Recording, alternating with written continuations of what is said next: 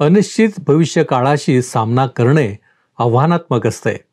परंतु सध्याच्या क्षणाकडे देवाच्या साहाय्याने लक्ष केंद्रित करू तर अनिश्चित भविष्य काळातील चिंता कमी होण्यास नक्कीच मदत होईल. काय आपण याचा कधी प्रयत्न केला आहे?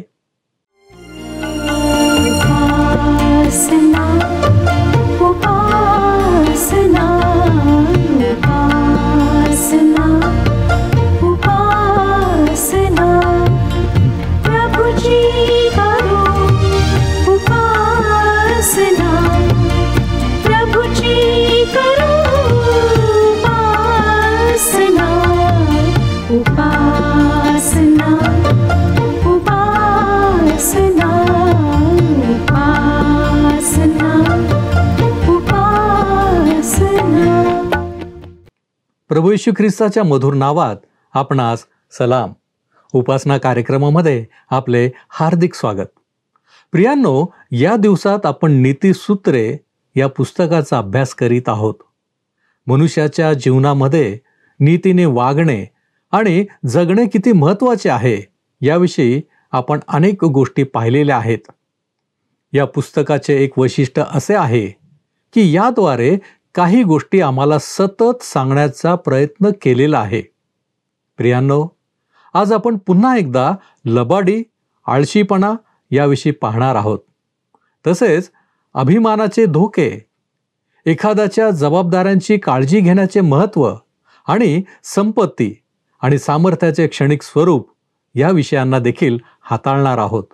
तर मग चला प्रियांनो, आपण आपल्या अध्ययनाची सुरुवात करूया. श्रोत्यांनो, जुन्या करारातील नीतिसूत्रे या पुस्तकाच्या शेवटच्या भागाचा आपण सध्या अभ्यास करीत आहोत.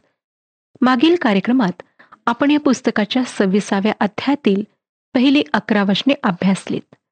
आता आपण 12व्या वचनापासूनच्या पुढच्या वचनांचा अभ्यास करूया. 26वा अध्याय 12वं वचन. आपल्या शहाणपणाची घमेंड बाळगणारा इसम तुला दिसतो काय? अशा मनुष्यापेक्षा मूर्खाची अधिक आशा आहे. स्वतःला शहाणा समजणारा माणूस मूर्खापेक्षा आशाहीन आहे. अतिशहाणा त्याचा बैल रिकामा असेही म्हणता येईल. 20वं वचन आपल्याला चुगलखोराविषयी सांगते आणि ते वचन असं आहे. 20वं वचन. सरळपण नसल्यामुळे विस्तो कानाशी लागणारा कोणी नसला म्हणजे तंटा मिटतो. काही गटांमध्ये सारखी कटुता निर्माण होते, कारण त्यांच्यामध्ये आगीत तेल ओतणारे कोणीतरी हजर असतेच. अशी व्यक्ती तेथे नसेल तर साहजिकच तंटे मिटतील. मला वाटतं विघ्न संतोषी, अशांतीची आवड धरणारे लोक चुगलखोर असतात. अशा माणसांविषयी पुढचे वचन आम्हाला आणखी काही सांगते. 21वं वचन. निखाऱ्यास जसे कोळसे, विस्तवाला जसे सरपण, तसा भांडण पेटविण्यास भांडखोर लागतो.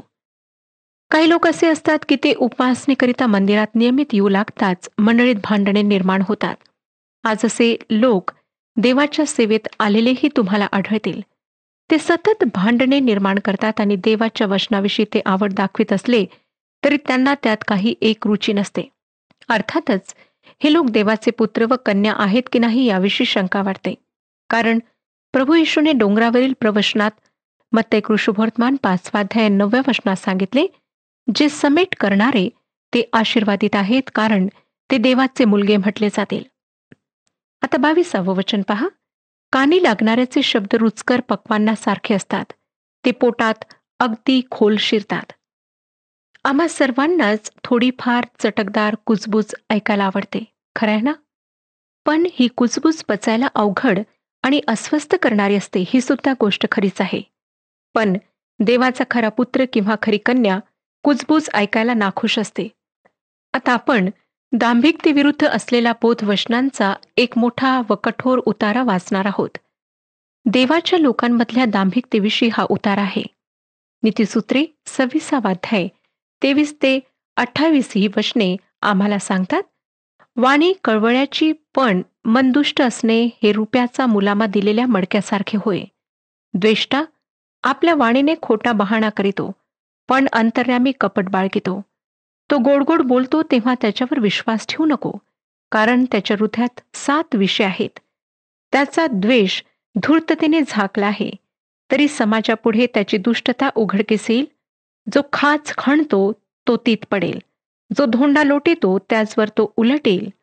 लबाड जिव्हा आपण घायल केलेल्यांचा द्वेष करीते, खुशामत करणारे तोंड नाशाला कारण होते.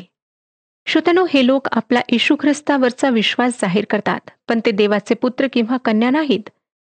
जे ते नाहीत ते असल्याचा ते दावा करतात, म्हणून आपण त्यांना दांभिक म्हणतो.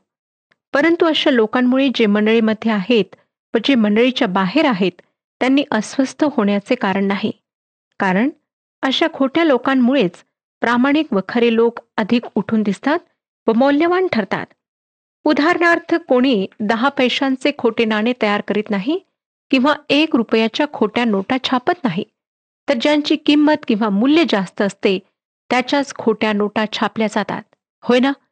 म्हणून खऱ्या ख्रिस्ती लोकांची कोणी तशीच नक्कल केली तर आम्ही आश्चर्य वाटून घ्यायचे कारण नाही. आपण वाचलेली बोधवचने दांभिक लोकांचे वर्णन करून आम्हाला त्यांच्याविषयी सावध करणारी आहेत. खोटी स्तुती व दांभिकता यांचे पवित्र शास्त्रातील एक उदाहरण म्हणजे हामान होय. त्याने कशी खोटी स्तुती केली ते तुम्हाला आठवतच असेल. या दुष्ट माणसाने राणीसकट एका संपूर्ण जमातीला नष्ट करण्याचे कारस्थान रचले. त्याने राजाची खोटी स्तुती केली, तरी राजाला पदच्युत करण्याचा त्याचा बेत अगदी स्पष्ट होता. ख्रिस्ती वर्तुळामध्येही दांभिकता आहे व ही गोष्ट ओळखण्याची आम्हाला गरज आहे. ती लपविण्याची गरज नाही. मंडळीत तर सर्वात अधिक दांभिकता आम्हाला पाहायला मिळते. आम्ही तिच्याकडे दुर्लक्ष केले तर ती निघून जाईल असे आम्हाला वाटते, आणि त्याचा कोणी उल्लेख केला तर आम्हाला पराभूत झाल्यासारखे वाटते. आमच्या स्वतःच्या हृदयातही ह्या कटुतेचे मूळ आहे हे कबूल करणे आम्हाला नको वाटते. या पापाला ख्रिस्ती लोकांनी सामोरे जायला हवे, आणि जो आमची मने व अंतकरणे पारखतो त्याच्यासमोर हे पाप कबूल करून पश्चाताप करायला हवा आणि प्रामाणिकपणा परमेश्वराजवळ मागायला हवा, कारण परमेश्वराला ढोंगीपणा अजिबात आवडत नाही. आता आपण नीतिसूत्राच्या 27व्या अध्यायाकडे वळूया. हा अध्याय मैत्रीविषयी आहे. 27वा अध्याय, पहिलं वचन. उद्याची खात्री मानू नको, कारण एका दिवसात काय होईल हे तुला कळत नाही. एखादे काम पुढे ढकलत राहण्याचे तत्वज्ञान मला वाटते आम्हा सर्वांना चांगले माहीत आहे. तुम्हाला ती हिंदी म्हण माहीतच असेल, कल करे सो आज कर, आज करे सो अब, पल में परलय होएगी, बहुरी करोगे कब. मेक्सिकन भाषेत मॅनाना हा शब्द आहे. त्याचा खरा अर्थ आहे कधीच नाही. स्पॅनिश भाषेत एक म्हण आहे, हळूहळूचा रस्ता कधीच नाही या घराशी पोहोचतो. काम न करण्याचा हेतू येथे अभिप्रेत नाही. एक इंग्रजी म्हण अशी आहे की नरकाचा मार्ग चांगल्या हेतूंनी भरलेला असतो. आणखी एक इंग्रजी म्हण हे सत्य अधिक कठोरपणे व्यक्त करते. ती म्हण आहे, पुढे ढकलणे हा वेळेचा चोर आहे. देवाचे वचन हीच गोष्ट आज जर तुम्ही त्याची वाणी ऐकाल तर आपली अंतकरणे कठीण करू नका. इब्री लोकासपत्र 4 अध्याय 7व्या वचनातून व्यक्त करते. पुन्हा करिंथकरास 2 पत्र 6 अध्याय 2 वचनात, पहा, आताच मान्य केलेली वेळ आहे, आताच तारणाचा दिवस आहे. यशायाचे पुस्तक 1 अध्याय 18व्या वचनात यशाया लिहितो, आता या आपण एकमेकांशी वादविवाद करूया. एखादी गोष्ट सतत पुढे ढकलणे ही मानवी प्रवृत्ती आहे. प्रांताधिकारी फेलिक्स याने प्रेषित पौलाकडून सुवार्ता ऐकली तेव्हा तो थरथर कापला. जरी पौल कैदी होता तरी जेव्हा त्याच्या आत्म्याच्या तारणाविषयी तो बोलला तेव्हा फेलिक्सने त्याला म्हटले, आता तू जा आणि मला सवड झाली म्हणजे मी तुला बोलवेन. आणि पवित्र शास्त्रातल्या वृत्तांतावरून आम्हाला समजते की फेलिक्सला परत कधीच सवड झाली नाही. तसेच इजिप्तचा राजा इस्रायलाच्या संतानांना जाऊ देण्याचा निर्णय रोज पुढे ढकलत होता. शेवटी त्यामुळे त्याला त्याच्या ज्येष्ठ पुत्राला व सर्व मिस्री लोकांना त्यांच्या ज्येष्ठ संतानांना गमवावे लागले. प्रिय श्रोत्यानो, ख्रिस्ताच्या द्वारे तारण आहे, त्याचा स्वीकार आज करा, कारण उद्याचा भरोसा कोणाला आहे. नीतिसूत्रे 27 अध्याय आणि 2 वचन सांगतं, स्वमुखाने नव्हे तर इतरांनी आपल्या तोंडाने नव्हे तर परक्यांनी तुझी प्रशंसा करावी. हे नीतिसूत्र गोल्याथाने ऐकायला हवे होते. तो इस्रायली सैन्यासमोर रोज येऊन आपले शक्ती प्रदर्शन करीत असे, आणि तो किती शूर आहे व ते कसे भित्रे आहेत याचे वर्णन करीत असे. शेवटी एका पोरगेल्या तरुणाकडून दाविदाकडून त्याला पराभव पत्करावा लागला. 3रं वचन, दगड जड असतो व वाळू वजनाने भारी असते, पण मूर्खाचा राग ह्या दोहोहून भारी असतो. श्रोत्यांनो, मूर्खाला सद्सद विवेक नसल्याने त्याचा राग ओढून घेणे संकटाचे आहे. 4थं वचन, क्रोधाची निष्ठुरता व कोपाचा तडाखा ही पुरवली, पण प्रेम संशयापुढे कोण टिकेल? प्रेम संशयाविषयी गीतरत्न ह्याचा 8वा अध्याय आणि 6व्या वचनात म्हटले आहे, प्रेम संशय अधोलोकासारखा निष्ठुर, त्याची ज्वाला अग्निज्वालेसारखी आहे. प्रेम संशय किंवा हेवा ही एक भयंकर गोष्ट आहे. याकोबाच्या मुलांनी तीव्र हेवामुळे आपल्या एका भावाला गुलाम म्हणून विकून टाकले. 27वा अध्याय 5 आणि 6 या 2 वचनात सांगितले आहे, झाकलेल्या प्रेमापेक्षा उघड शब्द ताडण बरे, मित्राने केलेले घाय खऱ्या प्रेमाचे आहेत, पण वैरी चुंबनांची गर्दी उडवितो. या वचनाचे स्पष्टीकरण देणारी अनेक उदाहरणे पवित्र शास्त्रात आहेत. जेव्हा पेत्र यहुदीतर जनांच्या पंक्तीला बसला नाही, तेव्हा पौलाने त्याचे कान उघाडणे केले. पेत्राला त्याची गरज होती आणि त्याने कान उघडणे स्वीकारले. त्यामुळे त्या दोघांमध्ये काही कटुता राहिली नाही. तुम्हाला सहाय्य होईल अशा प्रकारे तुमचे दोष दाखवणारा मित्र किंवा मैत्रीण असणे ही चांगली गोष्ट आहे. याच कारणासाठी उपदेशकाला चांगल्या पत्नीची गरज असते. कधी कधी उपदेश केल्यावर मला स्वतःविषयी विशेष काही वाटू लागते, पण घरी परतताना माझे पती माझे त्या उपदेशातले दोष दाखवून देतात आणि माझी खोटी स्तुती करणाऱ्यांपेक्षा माझ्या पतीचे दोष दाखवणे मला अधिक चांगले वाटते. आता या विरुद्ध असलेली गोष्ट म्हणजे यहुदाची, जो ख्रिस्ताचा वैरी होता व ज्याने येशूचे चुंबन घेऊन त्याचा विश्वासघात केला. 7वं वचन पहा, धालेल्या जीवाला मधाचा वीट येतो, पण भुकेल्या जीवाला कोणतीही कडू वस्तू गोड लागते. श्रीमंतांना जिभेचे चोचले पुरवायला आवडतात. त्यांना त्याच अन्नाचा कंटाळा येतो, म्हणून वेगवेगळ्या प्रकारचे पदार्थ त्यांना सतत हवे असतात. याच कारणासाठी प्रगत देशामध्ये स्वयंपाकाची कला ही फार प्रगत व समृद्ध झाली आहे. परंतु त्याविरुद्ध गरिबांच्या खाण्याच्या सवयी असतात. त्यांना कोणतेही अन्न गोड वाटते. ही गोष्ट आम्ही देवाच्या वचनाला लागू करू शकतो. देवाचे वचन आम्ही ग्रहण करायला हवे, त्यावर मनन चिंतन करायला हवे. देवबाप आम्हाला या स्वर्गीय अन्नाची अधिक भूक लागू देतो. आम्हावर देवाने कृपा केली आहे, म्हणून देवाचे वचन आम्हाला विपुल असे उपलब्ध आहे. ते उपलब्ध आहे तोपर्यंत आम्ही ते आपल्या अंतकरणावर कोरायला हवे. छळाच्या काळात या वचनाचा दुष्काळ पडेल, तेव्हा या आत्मिक अन्नाशिवाय आमची आत्मिक उपासमार होईल. म्हणून त्याचा शक्य तेवढा साठा आम्ही आपल्या अंतकरणात करायला हवा.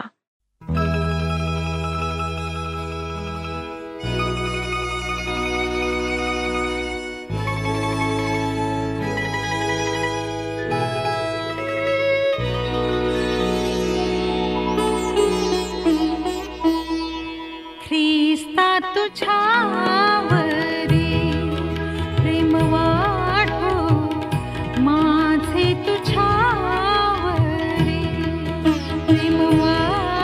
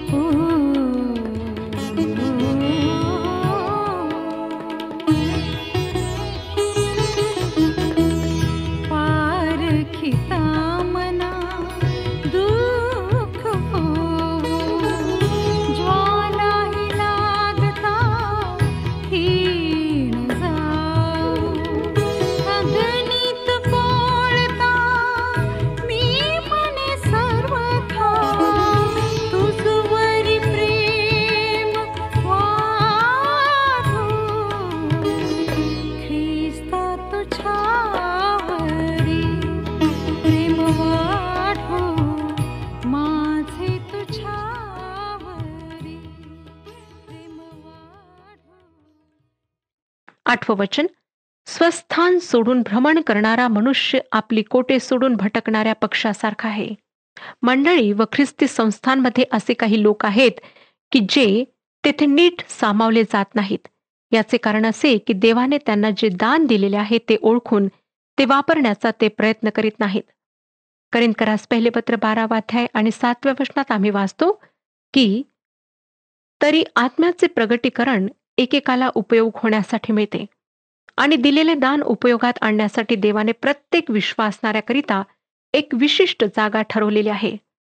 करिंथकरास पहिले पत्र 12 अध्याय 18 वचन आम्हाला सांगते. करिंथकरास पहिले पत्र 12 अध्याय 18 वचन, तर देवाने आपल्या इच्छेप्रमाणे शरीराला वेगवेगळे सर्व अवयव लावले आहेत. आम्ही त्या स्थानी जाऊन आपल्या दानाचा उपयोग करायला हवा. नवीन करारात अशा काही लोकांची उदाहरणे आहेत ज्यांनी आपल्या दानांचा उपयोग योग्य प्रकारे केला नाही. तिमथ्याला दुसरे पत्र 4 अध्याय आणि 10 वचनात देमासविषयी पॉल लिहितो की देमास याला ऐहिक सुख प्रिय असल्यामुळे तो मला सोडून थेसलनिकास गेला. म्हणजे तो जगिक जीवनाकडे परतला. देवाने त्याच्यासाठी जी जागा ठेवली होती त्यात तो सामावला नाही. आता आपण 9 आणि 10 ही वचने वाचूया. तेल व सुगंधी द्रव्ये मनाला आल्हाद देतात, त्याप्रमाणे मनापासून मसलत देणाऱ्या मित्राचे माधुर्य होय. स्वतःच्या व आपल्या बापाच्या मित्राला सोडू नको. आपल्या संकटसमयी भावाच्या दारी जाऊ नको. दूर असलेल्या आपल्या भावापेक्षा जवळ असलेला शेजारी बरा. श्रोत्यांनो, एखाद्याच्या उत्तरक्रियेला किती लोक हजर होते यावरून कित्येकदा आम्ही त्या व्यक्तीची लोकप्रियता ठरवतो. काही लोकांच्या उत्तरक्रियेला खूप कमी लोक हजर असतील तर त्याचा अर्थ असा नाही की ते कोणाला प्रिय नव्हते. मी एका अत्यंत सात्विक अशा महिलेच्या उत्तरक्रियेला गेले तेव्हा मला तेथे आलेल्या लोकांच्या संख्येचे नवल वाटले. फारच थोडे लोक तेथे हजर होते. आपल्या आजारी पतीची तिने त्याच्या मृत्यूपर्यंत सेवा केली. नंतर तिने मंडळीच्या कार्यक्रमात भाग घ्यायला सुरुवात केली. तिची मित्रमंडळी फार थोडी होती आणि ती मरण पावली तेव्हा तिच्या उत्तरक्रियेला फार तर 15 लोक हजर होते. तिचे कुटुंबीय व मैत्रिणी वगैरे फार दूरच्या ठिकाणी होते. दूर असलेल्या भावापेक्षा जवळ असलेला शेजारी बरा हे नीतिसूत्र तिला लागू पडते. आम्हा सर्वांना मित्रांची गरज आहे. जे आमच्यापासून फार दूर आहेत त्या आमच्या नातेवाईकांवर, जुन्या मित्रांवर अवलंबून राहण्यापेक्षा आम्ही आमच्या शेजाऱ्यांशी मैत्री करणे सुज्ञतेचे आहे. 12व्या वचनात हा लेखक लिहितो, चतुर मनुष्य अरिष्ट येत आहे असे पाहून लपतो, पण भोळे पुढे जातात आणि हानी पावतात. भविष्यवादाचा अभ्यास करण्याचा हा एक मोठा फायदा आहे. त्यातून पुढे काय होणार आहे हे आम्हाला समजते. जर मला समस्यांकरिता माणसांकडे पाहावे लागले असते तर खरे सांगते माझी फार निराशा झाली असती. माणसाजवळ उत्तर आहे असे मला वाटत नाही. श्रोत्यांनो, आपले जग एका भयंकर संकटाच्या दिशेने चालले आहे. देवाचे वचन आम्हाला त्याविषयी स्पष्ट सांगते. या जुनाट जगावर देवाचा न्याय येणार आहे हेही देवाचे वचन सांगते. या भयंकर संकटातून सुटण्याचा एकच मार्ग आहे, तो म्हणजे आपले सार्वकालिक जीवन सुरक्षित करून घेणे. तुम्ही चतुर असाल तर अरिष्ट येताना पाहून लपाल. त्या दिवसासाठी स्वतःची तयारी कराल. आता या जगाविषयी म्हणाल तर तुमच्या सेवानिवृत्तीनंतरच्या काळासाठी तजवीज करण्यात काही गैर नाही. पण तसे न करता देवावर भरोसा ठेवा असे म्हणणे चुकीचे आहे. देवाने आम्हाला तसे करण्याची साधने दिली आहेत, त्याचा आम्ही फायदा करून घ्यावा. नीतिसूत्रे 27 अध्याय आणि 14 वचन सांगतं, कोणी मोठ्या पहाटेस उठून उंच स्वराने आपल्या मित्रास आशीर्वाद दिला तर तो त्याला शाप होय असे मानतील. या विधानात भरपूर उपहास आहे. काही लोक तुमच्यावरचे प्रेम असे जग जाहीर करतील की त्यामागे काही अंतस्थ हेतू आहे हे तुम्हाला लगेच समजेल. जरुरीपेक्षा जास्त स्तुती करणाऱ्या माणसापासून सावध राहा. या नीतिसूत्राचे विवेचन अबशालोमाच्या उदाहरणाद्वारे करता येईल. शमूएलाचे पुस्तक 15 अध्याय 1 ते 6 वचने. शमूएलाचे दुसरे पुस्तक 15 अध्याय 1 पासून 6 वचने. त्याने विशेष प्रकारे इस्रायली लोकांची मने जिंकली. तो सकाळी उठून शहराच्या वेशीवर गेला आणि राजाकडे वादग्रस्त प्रश्न घेऊन आलेल्या लोकांशी बोलला. त्याने त्यांची खोटी स्तुती केली आणि त्यांच्या दाव्यामध्ये रुची दाखवली. परंतु राजासन बळकावताच त्यांचा पाठिंबा मिळवावा हा त्याचा हेतू होता. श्रोत्यानो, राजकारणी लोक अजूनही असेच वागतात की नाही? ईश्वर विज्ञान महाविद्यालयातल्या विद्यार्थ्यांकरिता आमचे हे सांगणे आहे की तरुणांनो, तुम्ही कोणत्याही मंडळीमध्ये जा, तेथे तुम्हाला तेथील एक सुस्वभावी देवभिरू व्यक्ती भेटेल. ती तुम्ही किती चांगले उपदेशक आहात ते तुम्हाला सांगेल. असे लोक देवाने तुम्हाला प्रोत्साहन देण्याकरिता ठेवले आहेत.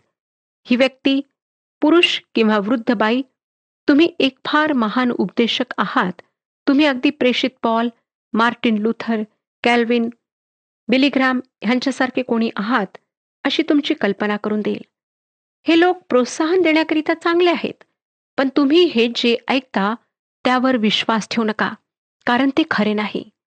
एक आधुनिक म्हण अशी आहे, खोटी स्तुती अत्तराप्रमाणे आहे, ती वास घेण्याकरिता आहे, गिळण्याकरिता नाही. 15 आणि 16 वचने पहा काय सांगतात. पावसाच्या झडीच्या दिवशी सतत गळते टिपके व कटकटी बायको ही सारखे आहेत. तिला आवरणारा म्हणजे वाऱ्याला आवरणारा होय. त्याच्या उजव्या हाताला तेल लागल्यासारखे होते. श्रोत्यांनो, याविषयी आपण याआधीच विचार केला आहे. मला त्यामध्ये एक भर घालावीशी वाटते की कटकटी बायकोच काय, पण कटकटी नवरा, सासू, सासरा किंवा कटकटी बाप सर्वच या प्रकारात येतात. असे लोक जीवन भयंकर तापदायक करतात. दुसऱ्याच्या कटकटीचा आम्हाला मोठा वैताग येतो, पण आम्ही स्वतः दिवसातून किती कटकट करतो, कुरकुर करतो, याचेही आत्मपरीक्षण आम्ही करायला हवे. आणि श्रोत्यांनो, आमच्या प्रार्थना जीवनात आम्ही देवाची स्तुतीही करतो की नुसत्याच कटकटी घेऊन त्याच्याकडे जातो, याचेही परीक्षण आम्ही करायला हवे. देवबाप सहनशील आहे, पण त्याच्या सहनशीलतेचा फायदा घेण्याचा आम्हाला काही अधिकार नाही आणि त्याचे प्रतिफळ आम्हाला एक दिवस मिळेलच. 17वं वचन वाचूया. तिखे तिख्याला पाणीदार करीते, तसा मनुष्य आपल्या मित्राचा चेहरा पाणीदार करीतो. श्रोत्यानो, बुद्धी कुशाग्र होण्यास मदत करणारा मित्र असणे ही एक फार चांगली गोष्ट आहे. अशा मित्राशी तुम्ही काही गोष्टींविषयी चर्चा करून बौद्धिक फायदा करून घेऊ शकता. माझी अशी एक मैत्रीण होती जिच्याशी मी आत्मिक जीवनाविषयी चर्चा करीत असे आणि अशा चर्चेनंतर मला नेहमीच उत्साहित व उत्तेजित झाल्यासारखे वाटले. या चर्चेंमधून मला प्रत्येक वेळेस काहीतरी शिकायला मिळाले. खरंच अशी मैत्रीण मित्र असणे चांगली गोष्ट आहे. 19वं वचन. जसे पाण्यात मुखाचे प्रतिबिंब हुबेहूब दिसते, तशी मनुष्याची हृदये परस्परांची प्रतिबिंबे होत. आत्मपरीक्षण व इतरांचे निरीक्षण केल्यावर या वचनाची सत्यता आपणाला पटेल. इतर लोक अमुक एका प्रकारे का वागतात याचे उत्तर आत्मपरीक्षणाने मिळेल, कारण मनुष्याची हृदये परस्परांची प्रतिबिंबे आहेत. आम्ही सर्व भिन्न स्वभावाचे, भिन्न व्यक्तिमत्वाचे, भिन्न वंशांमधून आलो असलो तरी आमचा मूळ मानवी स्वभाव एकच आहे, ज्याच्याजवळ आपण मन मोकळे करू शकतो, जो विश्वासघात करणार नाही अशी आम्हाला खात्री वाटते, जो आम्हाला ओळखूनही आमच्यावर प्रेम करतो, असा मित्र किंवा मैत्रीण असणे ही एक फार चांगली गोष्ट आहे. 20वं वचन. अधोलोक व विनाशस्थान ही कधी तृप्त होत नाहीत आणि मनुष्याचे नेत्रही कधी तृप्त होत नाहीत. डोळ्यांची वासना ही एक अशी गोष्ट आहे श्रोत्यांनो, की तिची तृप्ती कधीच होऊ शकत नाही. आम्ही पाहण्याच्या बाबतीत कधी तृप्त होऊ शकत नाही. जरी एखादी सौंदर्यशाली कलाकृती आम्ही पाहून म्हटले की माझ्या डोळ्यांचे पारणे फिटले, तरी ती कलाकृती पुन्हा पाहावीशी वाटते आणि आणखीही पुष्कळ सौंदर्य स्थळे पाहावीशी वाटतात. मला वाटतं याच कारणासाठी आम्हा सर्वांना जगभर प्रवास करायला आवडते. 21वं वचन. रुपयासाठी मूस व सोन्यासाठी भट्टी, तशी मनुष्यासाठी प्रशंसेची कसोटी होय. स्तुतीपासून सावध राहा. स्तुतीचा तुमच्यावर योग्य परिणाम होईल याची काळजी घ्या. आता आपण 24वं वचन वाचूया. कारण संपत्ती सदा टिकत नाही, राजमुकुट तरी पिढ्यानपिढ्या टिकेल काय? आजच्या या भौतिक जगात संपत्ती क्षणभंगूर आहे. हे सत्य आम्ही ओळखायला हवे. तुम्ही तुमची संपत्ती सोबत घेऊन जाऊ शकत नाही. प्रेत वस्त्राला खिसा नसतो, होय ना श्रोत्यानो? पुढचा प्रश्न आहे, राजमुकुट तरी पिढ्यानपिढ्या टिकेल काय? या बदलत्या जगात राजघराणी येतात व जातात, परंतु परमेश्वरच एक असा आहे की त्याच्यावर आम्ही विसंबून राहू शकतो. तोच एक कधी न बदलणारा मित्र आहे. होय श्रोत्यानो, मैत्रीविषयी हा 27वा अध्याय एक फारच चांगला अध्याय आहे. परमेश्वर आपणा सर्वांस आशीर्वाद देव.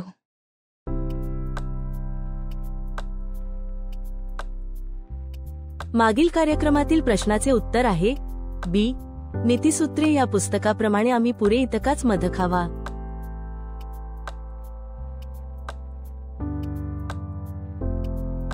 आजचा प्रश्न, पावसाच्या झडीच्या दिवशी सतत गळणारी ठिपके आणि कोण सारखे आहेत? ए. कटकटी बायको, बी. शांत बायको, सी. कटकटी नवरा, डी. शांत नवरा.